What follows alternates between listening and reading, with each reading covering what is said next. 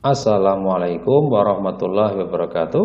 Selamat datang di channel Andi Guru Geografi. Pengertian pertambangan dan klasifikasi barang tambang. Apakah pertambangan itu?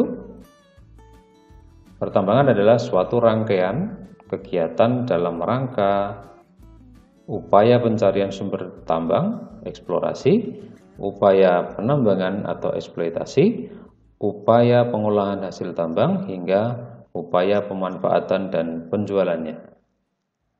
Barang tambang merupakan hasil dari kegiatan pertambangan. Barang tambang adalah sumber daya alam yang berasal dari dalam perut bumi dan bersifat tidak dapat diperbaharui. Contoh dari barang tambang ini misalnya adalah minyak bumi, gas, batu bara, pasir besi, biji timah, biji emas, dan biji perak. Barang tambang diklasifikasikan beberapa jenis. Saya sebutkan di sini ada 6. Yang pertama adalah barang tambang menurut cara terbentuknya. Menurut Peraturan Pemerintah Nomor 27 Tahun 1980, penggunaannya, menurut kedudukannya dalam industri, menurut wujudnya, dan menurut daya pakai dan tingkat konsumsinya. Kita mulai dari yang pertama adalah klasifikasi barang tambang menurut cara terbentuknya. Ada 6 jenis. Yang pertama adalah barang tambang magmatik, yaitu bahan galian yang terjadi dari magma dan bertempat di dalam atau berhubungan dan dekat dengan magma. Berikutnya adalah barang tambang pegmatit, yaitu bahan galian yang terbentuk di dalam diaterima dan dalam bentukan intrusi atau gang dan apofisa. Berikutnya barang tambang hasil pengendapan, yaitu bahan galian yang terkonsentrasi karena pengendapan di dasar sungai atau genangan air melalui proses pelarutan ataupun tidak. Yang keempat adalah barang tambang hasil pengayaan sekunder, yaitu bahan galian yang terkonsentrasi karena proses pelarutan pada batuan hasil pelapukan. Menurut cara terbentuknya, yang kelima adalah barang tambang metamorfis kontak. Bahan galian hasil metamorfis kontak yaitu batuan sekitar magma yang karena bersentuhan dengan magma berubah menjadi mineral ekonomis. Menurut cara terbentuknya yang terakhir, yang keenam adalah barang tambang hidrotermal, yaitu bahan galian hidrotermal yang berupa resapan magma cair yang membeku di celah-celah struktur lapisan bumi atau pada lapisan yang bersuhu relatif rendah di bawah 500 derajat Celcius. Selanjutnya, klasifikasi barang tambang yang kedua, yaitu klasifikasi barang tambang menurut Peraturan Pemerintah Nomor 27 Tahun 1980 tentang penggolongan bahan galian. Secara umum dikelompokkan menjadi 3, yaitu barang tambang golongan A, B, dan C.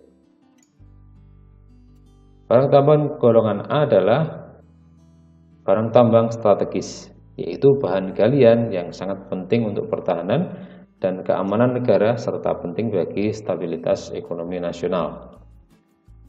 Barang tambang ini dikelola oleh pemerintah atau bekerja sama dengan pihak swasta baik dalam maupun luar negeri. Contoh dari barang tambang golongan A misalnya adalah minyak bumi, gas, batu bara, aluminium, tembaga, timah putih, besi, dan bahan radioaktif. Selanjutnya, barang tambang golongan B merupakan barang tambang vital, yaitu barang tambang yang bisa memenuhi hajat hidup orang banyak. Pengelolaan dari tambang ini dilakukan oleh masyarakat maupun pihak swasta yang diberi izin oleh pemerintah. Contoh barang tambang golongan B diantaranya adalah emas, perak, magnesium, seng, wolfram, batu permata, dan intan. Kemudian menurut Peraturan Pemerintah Nomor 27 Tahun 80 yang berikutnya adalah barang tambang tergolong dalam golongan C. Apakah golongan C itu? Yaitu barang tambang yang tidak termasuk golongan A maupun B Barang tambahan golongan C ini adalah untuk kegiatan industri atau yang tidak dianggap langsung memenuhi atau mempengaruhi hajat hidup orang banyak. Pengelolaan dari barang tambang jenis ini dilakukan oleh masyarakat. Contoh barang tambahan golongan C antara lain batu kapur, asbes, granit, marmer, krakal, kerikil, dan keprus. Berikutnya klasifikasi barang tambang yang ketiga, yaitu barang tambang non-mineral, merupakan barang tambang yang tidak termasuk mineral dan dimanfaatkan sebagai sumber energi. Contohnya barang tambang ini adalah batu bara, gas, dan minyak bumi. Contoh hasil pengolahan tambang non-mineral ini biasanya adalah minyak bumi dalam bentuk parafin, aspal, solar, bensin, kerosin, aviation gasoline atau avgas, aviator turbin atau aftur, dan LPG.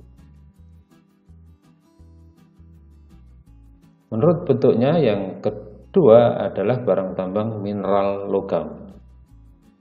Barang tambang ini merupakan mineral yang memiliki wujud padat, keras, berupa bahan logam. Digunakan untuk keperluan industri, contohnya adalah emas, perak, timah, tembaga, aluminium, besi, dan nikel.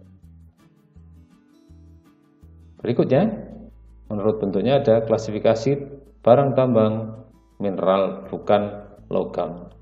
Apakah itu? Barang tambang mineral bukan logam yaitu jenis mineral yang tidak mempunyai unsur logam, namun wujudnya sama dengan mineral logam. Biasanya digunakan untuk keperluan industri. Contohnya intan, marmer, pasir kuarsa, dan belerang. Yang keempat, klasifikasi barang tambang menurut kedudukannya dalam industri.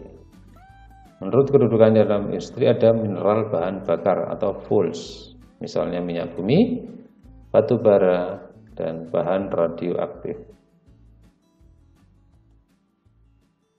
Berikutnya, barang tambang yang termasuk mineral industri, misalnya pasir kuarsa, kaolin, fosfat.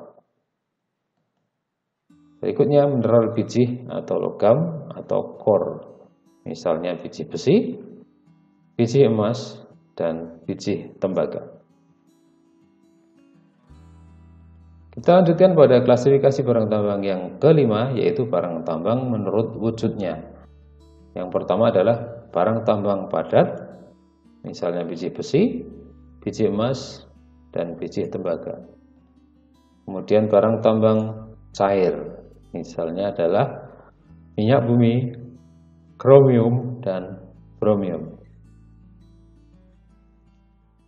Wujud yang ketiga adalah barang tambang gas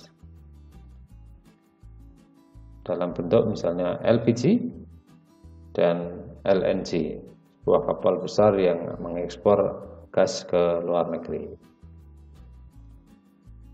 Yang terakhir adalah klasifikasi barang tambang menurut daya pakai dan tingkat konsumsinya. Yang pertama adalah barang tambang cepat habis karena nilai konsumsinya tinggi dan sekali pakai, misalnya minyak bumi dan LPG. Berikutnya, menurut daya pakai dan tingkat konsumsinya yang kedua adalah barang tambang tidak cepat habis karena nilai konsumsinya rendah dan bisa dipakai berulang-ulang, misalnya besi dan emas.